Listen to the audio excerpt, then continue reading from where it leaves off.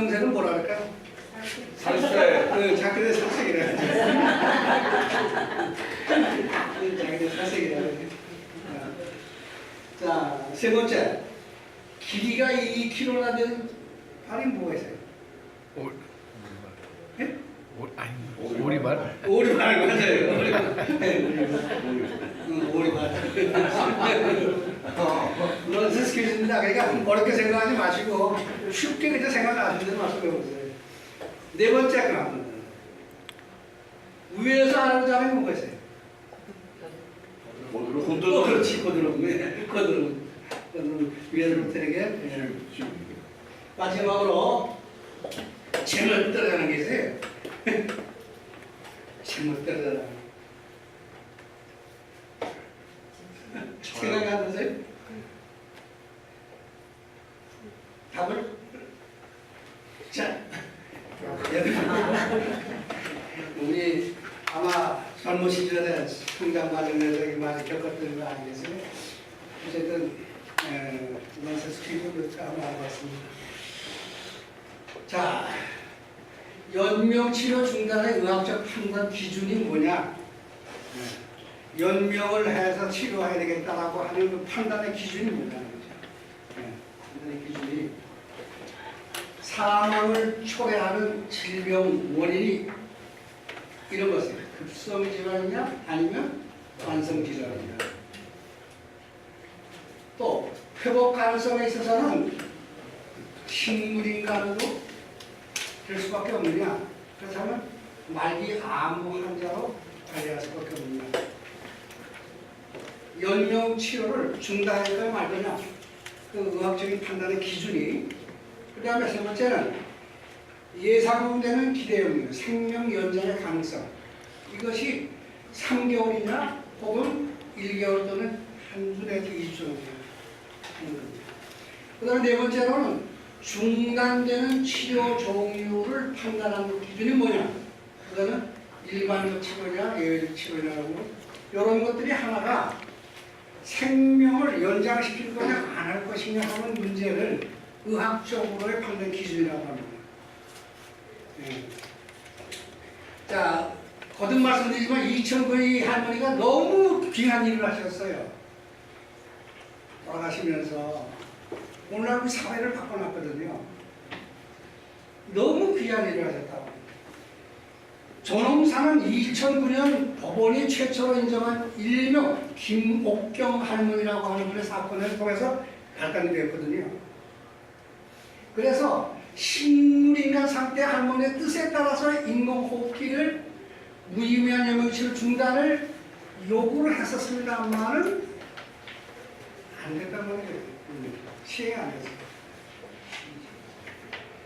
그래서 대법원은 어떻게 되냐. 김옥경 그 할머니의 존엄사 허용 조건의 하나로 사전 의료 의향서, 연명 의료 의향서 그거를 제시해서 연명 치료 중단을 법제화를 건 거예요.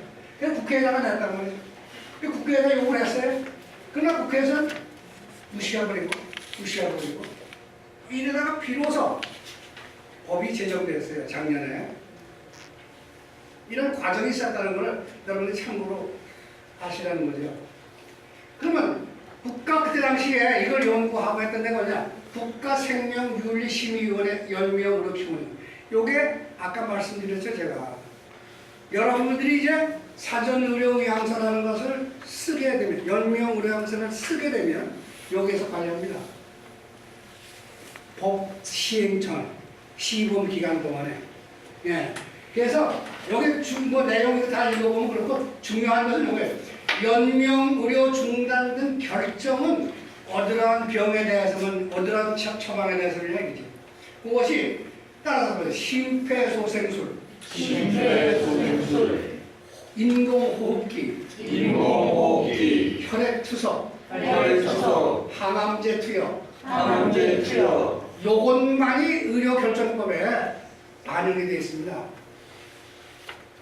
근데 요것도 제가 보니까요, 요걸 공부해보니까 상당히 힘들더라고요.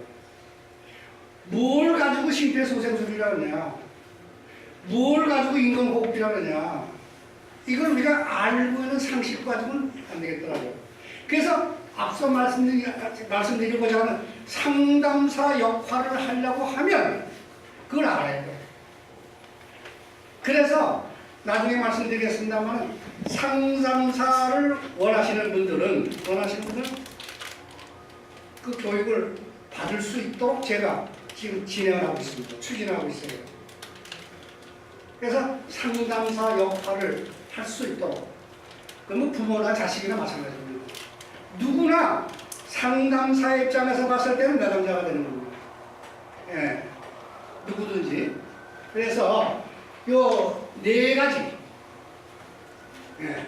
그 다음에 이제 마지막으로 두 번째로 우리가 생각해 보려는 것은 이제 삶의 마지막과 우리의 현실이라는 문제인데, 아까도 말씀을 드렸습니다만 품위 있는 죽음을 맞이하기 위해서는 어떻게 해야 되겠느냐, 그 다음에 아름다운 삶의 마무리를 위해서는 어떻게 해야 되겠느냐, 암 환자의 사망 전 1년의 월 진료비를 비교해보니까 어떻느냐 라는 것입니다. 그 다음에 말기라는 사실에 대해서는 어떻게, 그 다음에 임종에 대한 현실의 현실을 한번 살펴보자는 거죠. 자, 품위 있는 죽음을 맞이하기 위해서 품위 있는 죽음을 맞이하기 위해서 가장 중요한 것에 대한 견해를 일일이 다 보시기 어렵죠. 그래서 제가 이걸 뽑았어요. 다른 사람에게 부담을 주지 않으려고 하는 그 마음, 그게 27.8% 제일 많아요. 우리 어르신들은 특별히 더해요. 한국에 우리 사회에 어르신들께서는 어떻게든지 자식들에게 저거 안 패키치지 않으려고. 네. 그러니까 27.8%가 다른 사람에게 부담을 주지 않는, 다시 말해서 아들이나 딸이나 며느리나 뭐 부모에게나, 그리고 가족이나 의미 있는 사람과 함께 있기를 원하는 것이 26%예요. 그러니까 얼마나 자기가, 옛날에 안 그랬잖아요. 저희 아버지가 돌아가시는 욕심 못했습니다만, 저희 할아버지가 돌아가실 때 정든 고향, 정든 집, 그 안방에 따뜻하게 불을 지펴가지고 아랫목에다가 매시고 거기서 소천하셨어요. 근데 지금은 아니잖아요. 지금 여러분 한번 주변에서도 보시다시피 어떠세요? 여러분 스스로는 안 그럴 것 같아요? 여러분도 마찬가지예요. 여러분의 자녀들이 그제요 연세대학교에서 우리 전 교수님하고 둘이 가서 강의를 드렸습니다만, 청소년 죽음 준비 학교를 이제 각 당에서 또 준비를 해서 한다래요. 그래서 그게 앞으로 발전이 되게 되면 아마 학교 교육에도 죽음학이라고 하는 것이 하나의 과목으로, 대학은 있으니까 중고등학교 학생들. 어저께 그 교수님이 일본에서 고등학교 교장을 하셨던 분인데, 그분이 오셔서 강의를 하셨어요. 오늘도 하십니다. 오늘도 각 당에서 하시는데, 오늘은 실제적인 거, 오늘은 좀. 어저께 내가 그 얘기 들으면서, 그래, 그 필요성에 대해서는 고려대학교 교수님께서 하셨거든요.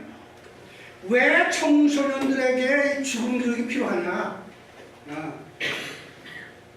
거듭 이따가 말씀드리겠습니다만, 죽음 준비를 교육함으로써 그 삶의 질이 달라진다. 사회가 바뀌어요. 그래서 그것을 어렸을 때 가르쳐 주는 게 그 한 세계를 살아가는 얼마나 값어치 있게 살겠어요. 그죠? 그래서 청소년 죽음 교육이 앞으로는 우리 사회에 이제 파급돼 나갈 거예요. 근데 놀라운 것은요, 100세 되신 김옥나 씨가 그 긴 시간, 아마 한 2시간 정도 됐을 거예요. 그때까지 했으니까. 2시간 동안 통역을 하셨어요. 아마 김옥나 씨 아시는 분들은 아실 거예요. 100세 되신 분인데, 여자분이신데요.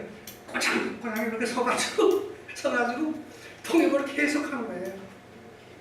강사가 일본말 다가 얘기하면은, 일본말을 그 김옥나 교수님은 일본말을 잘 아시니까 배우시니까 그 책을 만드는데 안 가졌는데, 책을 만드는데 그 번역을 그 김홍락 그 이사장께서 그걸 번역을 했대요. 어쨌든 우리에게는 멀리 할 수 없는 거. 내가 그래도 한 세상 살다가 세상을 끝마칠 때, 매듭칠 때 무엇을 죽음이라는 것을 피할 수 없잖아요. 근데 그것을 우리는 준비해야 되겠다는 거죠. 그래서 품위 있는 죽음을 맞이하기 위해서는 어떻게 했으면 좋겠는데요? 그래도 인간답게 좀 죽기로 하는 거예요. 옛날 같이는 못하더라도, 옛날 우리 할아버지 할머니 그때 같이는 못하더라도. 네. 자, 암 환자 사망률 1년간 제가 여러 가지를 준비할 수 있으면 제한된 시간을 가지고 하다 보니까 그냥 뭐 이것저것 나오는 것 같은데요. 어쨌든 암 환자의 사망률 1년간의 월 진료를 보니까 파란 건 미국이거든요. 노란 건 한국이에요. 기둥 그래프를 보세요. 저기가 이쪽이 요게 12달, 11달, 한 달. 그러면 12개월 전, 12달 전에 비용하고 한 달 전에 비용하고 기둥 그래프에서 어떻게 나타나고 있어요? 몇 수십 배죠? 그만큼 뭐가 많이 들어간다는 거예요. 비용이 많이 들어간다는 얘기잖아요. 그 진료비가 엄청나게 차이가 나는 거예요. 그러면 이거 준비를 하면, 우리가 준비됐다면 이런 것이 어떻게 될까요? 아무래도 좀 준비된 만큼 사라지겠죠. 그래서 암 환자의 사망률 1년간 월 진료비를 보았을 때도 그렇고, 우리는 그러잖아요. 출근하면서 형제들 싸움 붙여놓고 가시는 저는 종종 보거든요. 예? 형제가 뭐 오형제나 된다는 그런 말, 다 달라. 그래가지고 심지어 조이금 갖다 저라고 받아가지고 좀 모아가지고 누구 이름으로 해야 되냐 누구 이름으로 따져가지고 다 다르죠. 이게 현실이잖아요.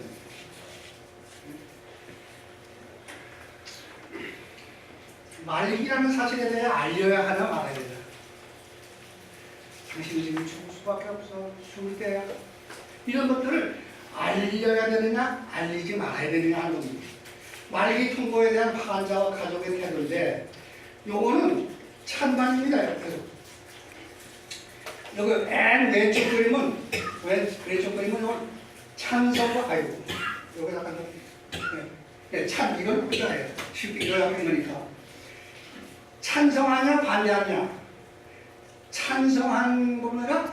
환자는 말기라는 사실에 대해서 알기를 원하더라 이 말이에요. 몇 프로나? 96.1%가 알기를 원하더라 이 말이에요. 근데 안 알려줘. 자식도 그렇고 의사도 그렇고. 예. 그래서 통보자는 그럼 누가 되냐? 반대는 23.1%고 통보자. 그걸 가르쳐줘야 될 사람이 누구냐? 환자가 대답한 걸 보니까 의사가 해줘야 되겠다.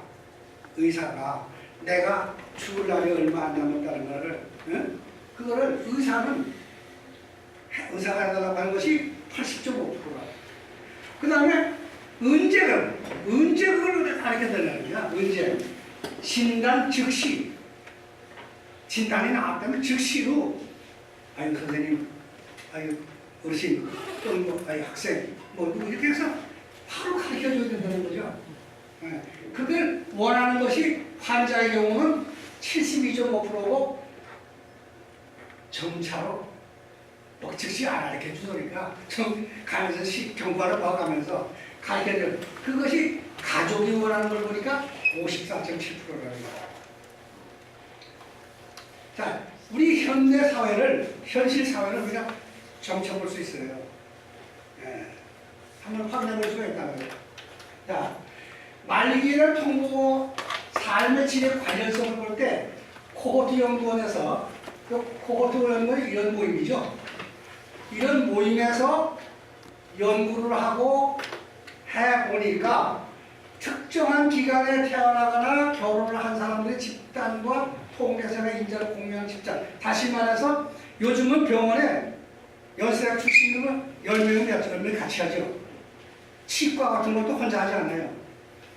그런 모임을 가리켜서 어떻게 연구를 하는데 여기에서 의사나 가족이 환자에게 알린 경우가 더 삶의 질은 좋은 것으로 나타나더라 이거죠. 네. 그러니까 알려줘야 되겠다는 거예요? 알려주지 말라는 거예요? 알려줘야 되겠다는 거죠. 그래야 나 생애를 정리할 수가 있다고. 그래서 특정 요인에 노출된 집단과 노출되지 않은 집단을 추적하고 연구 대상 질병을 발생 이렇게 해서 하는 방법이 바로 팩터 컨트롤 스터디라고 하는 걸 씁니다. 이 말이죠.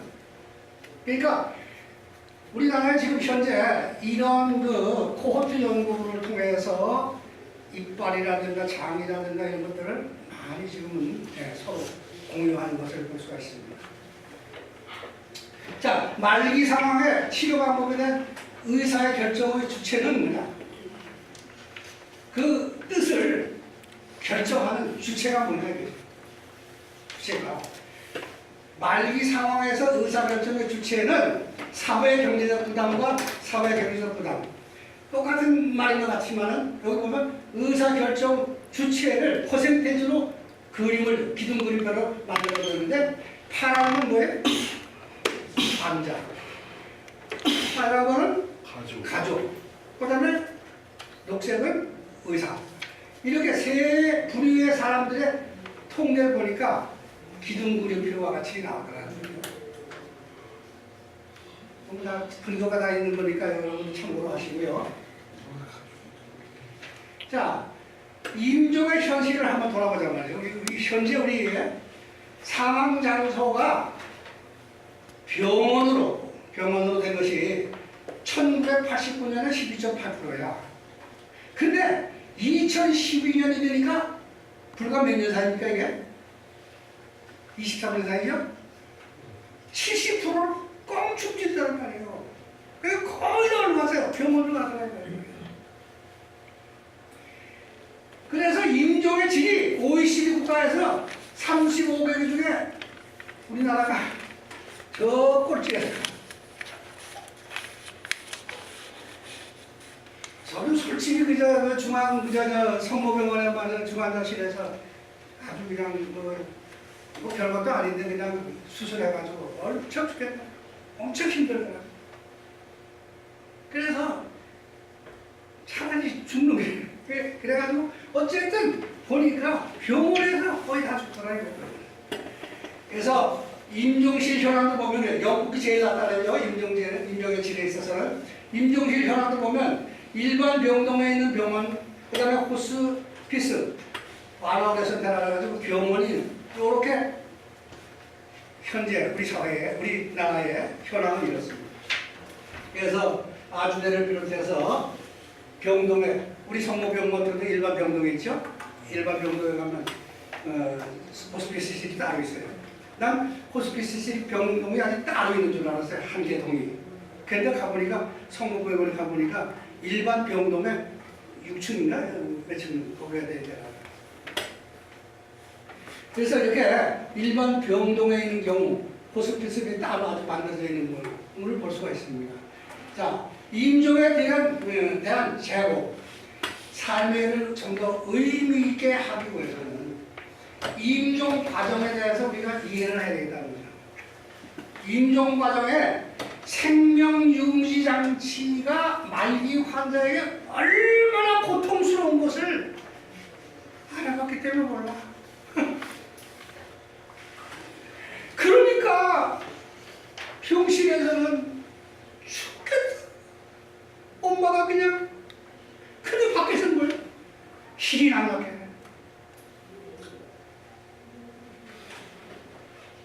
제가 중환자실에 가보지만은 환자는 지금 얼마나 고통스러우냐 이 말이에요. 응? 얼마나 고통스러우냐. 그런데 밖에서는 지들끼리 모여가지고 희희나고 오래간만에 만났네 무슨 어디 갔다 왔네 뭐 가을 향수 구경 갔다 왔네 이게 현실이라고. 가족들에게도 고통과 부담을 자기만 그런 것이 아니에요. 그런 것을 대부분이 그런 건 아니지만은 대부분의 경우가 그렇다는 거죠. 저는 지금 밖에서 애를 태웁니다. 그냥 이거 엄마 어떻게?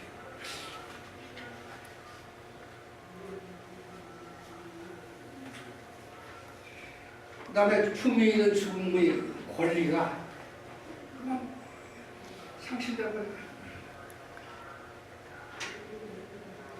그럼 현재 의료인의 여건은 어떠냐 말이에요. 의료인의 여건은 의료진의 전문함이 있어요. 요즘은 간은 간대로만 봐. 뭐 간 보는 사람이 위도 보고 뭐 보고 그러지 않아요. 뼈만 보는 사람 뼈만 봐. 무릎 보는 사람 무릎만 봐. 이게 뭐예요? 전부 디지털화돼 있어요. 세분화돼 있단 말이죠.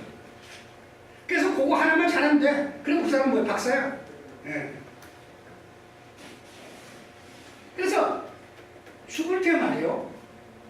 얼굴도 못 보는 사람이 와서 치료를 한다요. 백판 모르는 사람이 와서 치료한다요. 치료하는 거예요? 뭐예요? 그게? 치료도 아니지. 임종 환자 관리에 대한 교육과 훈련이 부족. 임종 환자를 특별 교육이 좀 해서 의사들도 간호사도 그렇고 뭐 영양사도 그렇고 이런 사람들에게 특별 교육을 해가지고 되게 내년 이제 다음 주에 한번 영화 한번 보세요.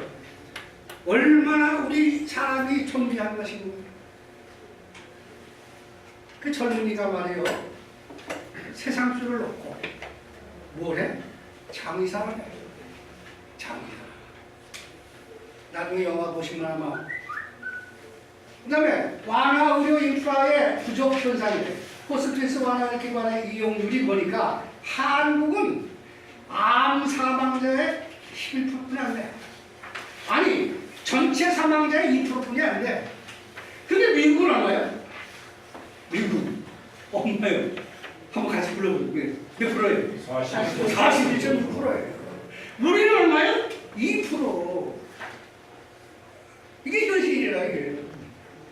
병상수도 보니까 병상에 있어야 병원에 무슨 지금 환자가 들어오고 잘 때가 있어야 될 거 아니에요. 뭐 들어오면 치료받는. 그게 병상수가 2005년에서 2007년 5년 사이에 그거 새까맣게 위로 올라갔구나. 예?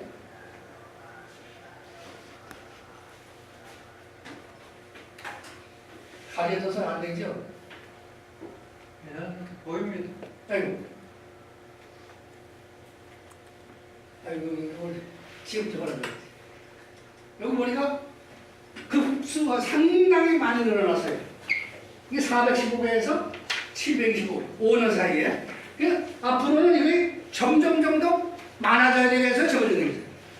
많아져야 기하급 수적으로 늘어나야 돼요, 어떻게 보면. 우리가 필요한 게 아마 2,100번, 2,400인가 얼마 된다는데, 근데 700번이 안 된다, 이 말이에요. 그러니까 입원할 데가 없어. 입원실이 없어. 그러면 내가 나가라고 하면 돼. 그러면 뭐래?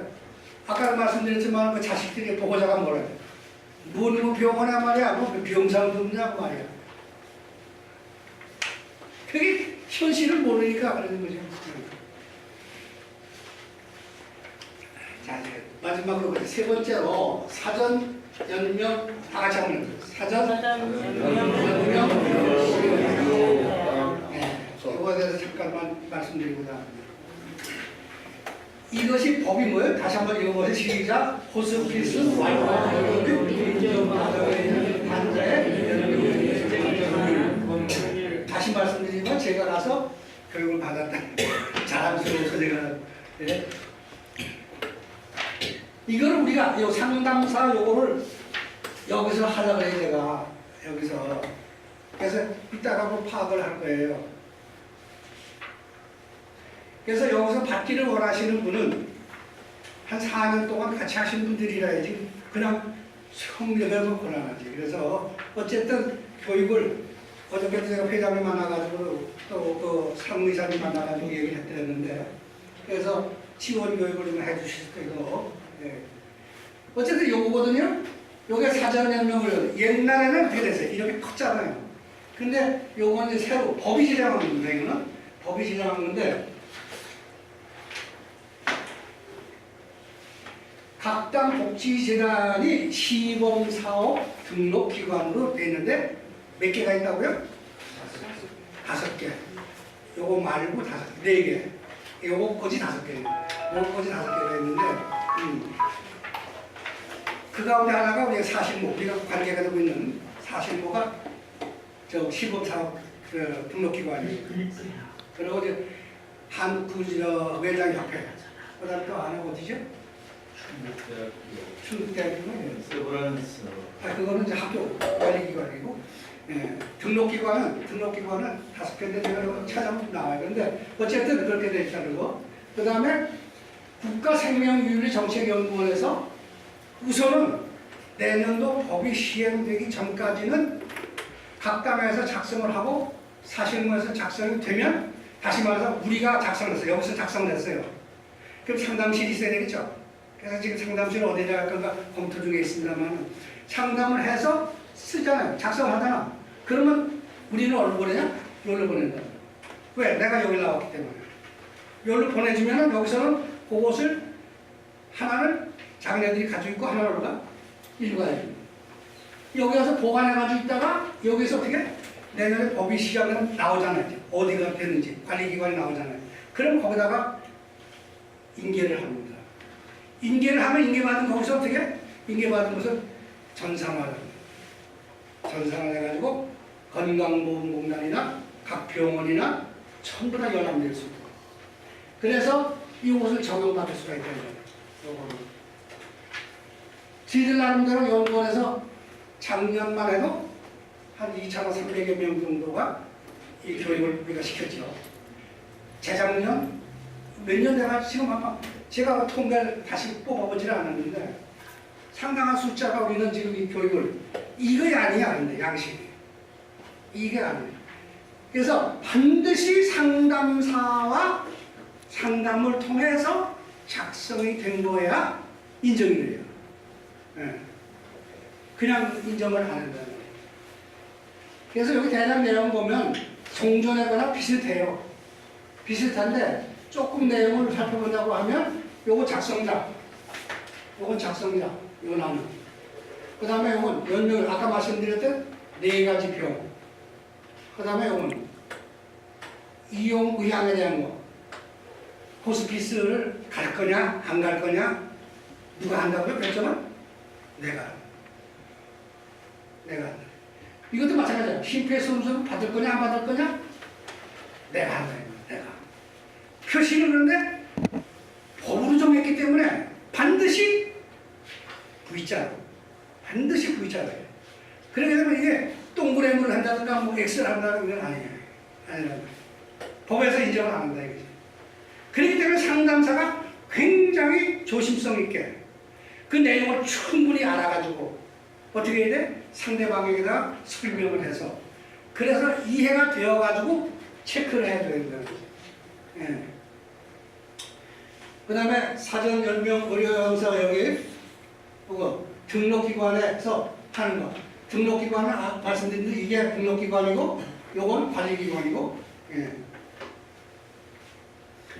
자, 삶의 바람직한 마무리의 사회적 합의를 도출해서 만들어진 게 뭐예요? 아까 그 법이에요. 연명의료법이에요. 그래서 무의미한 연명치료 중단에 대한 국민적 조사 결과를 보니까 삶의 바람직한 마무리에 대해서는 사회적 수용성이 높더라 이거죠. 그래서 이 도표에서 보시다시피 파란 건 뭐예요? 파란 거 찬성한다.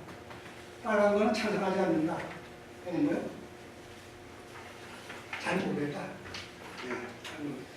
그래서 이 도표가 그린 걸 보니까 거의가 다 뭐예요? 거의가 다 무의미한 치료는 원하지 않는다. 원하지 않는다.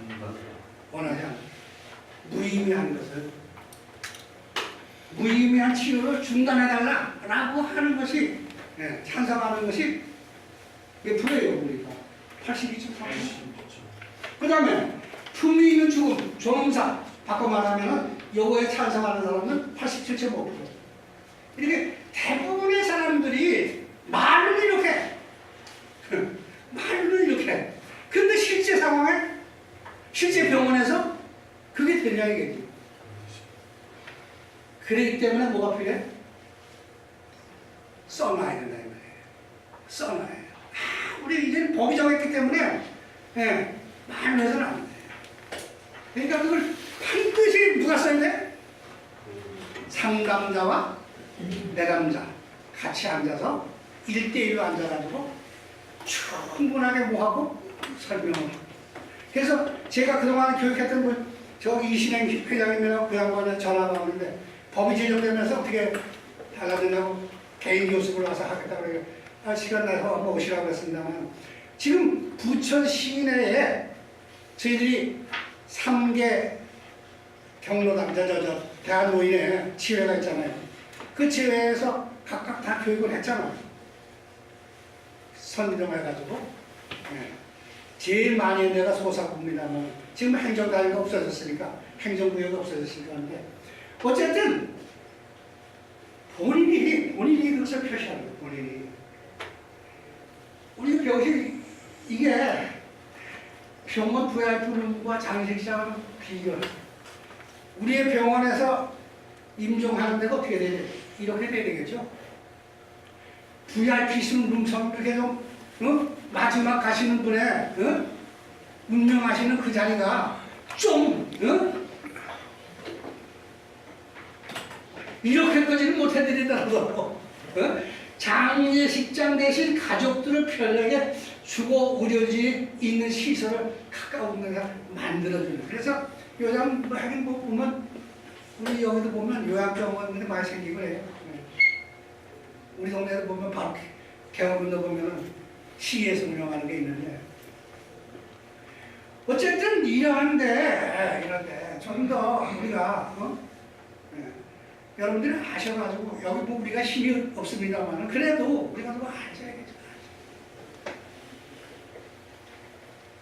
선진화된 인종환자 치료 시스템을 좀 우리가 구축하자. 이런 게 됐기 때문에 뭐가 됐어요? 법이 만들어진 거예요. 이런 정신이 없었으면 안 되는 거죠. 그래서 진료 지침이라는 사전의료 지시라든가 호스피스 마누얼 이런 등등의 이러한 것에 대한 사회적 합의에 근거하는 임종치료 표준 지침을 마련을 하되 임종이라고 하는 것을 이제 끝나는 게 아니라 어떻게 새로운 세상으로 가는 그게 호스피스라고 연계가 되야 되겠죠. 여러분이 알고 계신 호스피스는 어떻게 됩니까? 죽음을 안아놓습니까? 아니잖아요. 그래서 호스피스로 연결이 된다는 거죠. 그래서 임종을 하나의 진단, 하나의 과정으로 인생을 마무리하는 과정으로 그리고 인간적 삶을 살 수 있도록 의학적인 치료를 다 하죠. 그 다음에 다 회피할 수 없는 죽음이 임박할 때, 그 다음에 하나의 만성적이면서도 치료 불가능한 상태, 그 다음에 질병의 경과에 따른 자연적인 죽음으로 인해 이런 것들이 그래도 어떻게 보장해주기 위해서 법을 만드는 거거든요. 그러니까 우리가 충분히 이것을 이해를 하고 실제 우리 삶의 현장에서 우리 이웃들에게 또 각 그 경로당이나 이런 데 가서 이제 앞으로 교육할 때에 이런 부분들을 충분히 인식을 하는 거 하고 그냥 가서 하는 거하고는 좀 질이 달라지겠죠. 합당한 진단에 근거한 진료 지침을 개발을 해서 구체적인 방법과 전체에 대한 통일된 지침이죠. 이건 병마다 다르고 이러면 안 되죠. 통일된 거예요. 사전 의사 결정 절차, 병원 의료 윤리위원회가 각 병원에가 만들어지게 돼 있어요. 만들어지게 돼 있다고요. 그래서 구체적인 의사 결정을 그 과정을 갖다 제시를 해서 설명을 해줘서 이렇게 그래서 연명 계획서도 있고 연명 의료 의향서도 있고 두 가지가 있어요. 인간적 포괄적인 신체적, 정서적, 사회적, 영적을 배려해서 이런 게 좀 강화돼야 되겠다. 이런 부분들이. 그리고 의료계의 일방적인 선언이 아니라 정보 공유와 대화 부담을 거듭 말씀드리지만 이런 것들이 반영이 되어가지고 법이 만들어졌음으로 말미암아 법을 집행하겠다라고 하는 우리는 어떻게 보면 뭐예요? 법을 집행하는 분들이 어떻게 보면 상담사라고 하는 분은 활동하시는 분은 우리가 강의한다고 하는 분은 그러니까 우리의 입장에서는 이런 것들을 충분하게 우리가 그리고 지침에 대한 교육이 의과대학이나 전공의 수련 과정에서 체계적으로 이게 이루어져 나가야 되지 않겠느냐 이런 것들이 누구만 알아가지고는 안 되는 일이 아니냐. 그 다음에 사전의료연과 호스피스와 이렇게 연계가 이건 지금 연계가 돼서 법도 같이 만들었잖아요. 점 하나 찍어가지고. 그래서 사전의료의학제도의 수용 가능한 방안부터 1차적으로 시행을 해서 하자고 하는 것이 1차적으로 한 게 뭐예요? 지난 8월 달에부터 시작되고 있는 게 호스피스예요.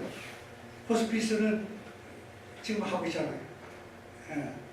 그리고 나머지 연명물 이런 것들은 내년 2월부터 시행이 된단 말이에요.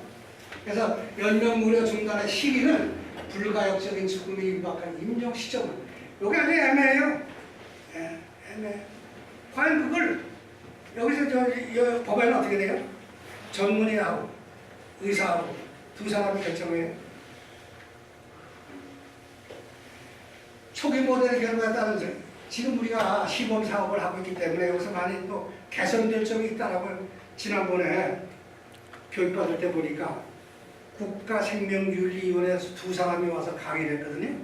두 분이 와서 강의했는데 이 시범 기간 동안에 이제 좀 개선점 이런 것들을 보강을 할 것으로 이야기를 하시더라고요. 그 다음에 만일 통공력 호스피 아까 제가 말씀드렸다면 가르쳐줘야 되냐 안 해야 되냐 호스피 말을 네가 당신이 호스피스장을 받기를 원합니까? 받기를 원합니까? 이걸 다 누가 내가 결정하는 거죠. 그 다음에 호스피스 완화를 선택할 수 있다는 사실 그 다음에 호스피스 완화의 취지의 내용이 뭐라는 거 여기 아마 여기 계신 분들은 거의 다 그래도 한 4년 동안 같이 했으니까 되게 다 아실 거예요. 그리고 또 여기 오신 분들 다 그러니까 호스피스가 뭐냐 문자 그대로 얘기해요. 문자 그대로 그냥 잘 돌아가셨으면 잘 죽을 수 있도록 왜 프로그램이 많아요. 거기에도 사전연명의사의 제도화 지금 제도화가 됐죠. 그래서 임종 환자 관련 표준적 모델 개발 및 호스피스화로 의해 활성화 한국의 마지막 10년을 보니까 의사 같은 경우는 67% 나라면 임종 대치 호스피스에 택한다 라고 이렇게 그러니까 우리는 모르기 때문에 우리 건물에서도 그래요. 우리 건물에서도요 부인이 지금 한 50대 젊은 사람인데 부인이 호스피스 병동으로 옮겨야 된다고 의사가 얘기를 해요. 그럼 어떻게 해야 될까요? 의사가 얘기하고 옮겨야죠. 근데 안 옮겨요. 왜? 호스피스는 죽으러 가는 데예요. 죽으러 가는 데래요. 그러니까 안 옮기겠다는 거예요. 그게 진정 자기 아내를 사랑하는 것일까요? 아니죠. 마지막을 잘 가실 수 있도록 자기가 사랑하는 아내라고 하거든요. 네? 호스피스는 도와주는 거거든요. 여러 가지로 도움 프로그램이 있어요. 노인의 91%가 일부 그렇지 않지만 암 환자가 대부분 아주 달라져요. 닥치고 나면 달라진다 되겠죠. 네. 그래서 아까 그 양식에서 썼다가 무효되는 경우 그걸 다 통과해주게 되거든요. 다 이제는. 자, 삶의 아름다운 방향의 행정적 뒷받침, 외다한 정책 공감도세 이런 것들이 지금 정해져 있어요. 현재로서는 시범기관만 만들어져 있어요. 그리고 내년 법이 적용되면 그 관리기관들이 등록기관들이 확정이 됩니다. 확정. 법에 따라서 확정이 됩니다.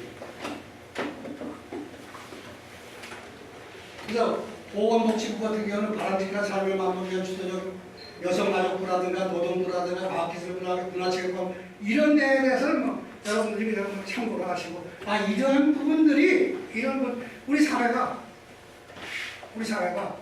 이렇게 바뀌어져 갈 거예요. 네. 보건복지 특별히 우리와 관계되는 게 이제 보건복지부잖아요. 거기서 활성화가 다 같이 한번 읽어보실게요. 시작. 삶의 아름다움을 위한 우리 연장의 연장의 이 요괴가 내용적으로 합의하고 이거는 지금 다 수집이 되고 있고 지금 진행이 되고 있다고 하는 거예요. 그 다음에 인정 환자 가족을 위한 임종 환자, 그 다음에 환자의 죽음의 질을 높이고 가족의 삶의 질을 향상시키는 이런 부분들, 그 다음에 호스피스 환자, 이건 다 보건복지부에 관계되는, 거기서 앞으로 정책을 펴나가는 데 있어서 바탕이 될 수 있는 그런 내용들입니다. 그래서 보건복지 산하의 국가 인정화자 관리 및 위원 설치 및 관광기 활성화 방안을 구체적으로 추진하는 것이다. 이런 것들은 지금 법으로 정했기 때문에 이제 시행이 될 겁니다. 점차적으로. 그다음 범국민적 웰라이 문화원들의 경우에 제 나름대로 뭐 이 지역 사회에 좀 하느라고 했습니다만은 아직까지도 크게 무슨 드러나는 것도 없고 다만 여러분들이 협조해 주셔서 여기까지 진행해 주랍니다. 그래서 감사드립니다. 그냥 감사드리면 안 되나요? 감사합니다. 혼자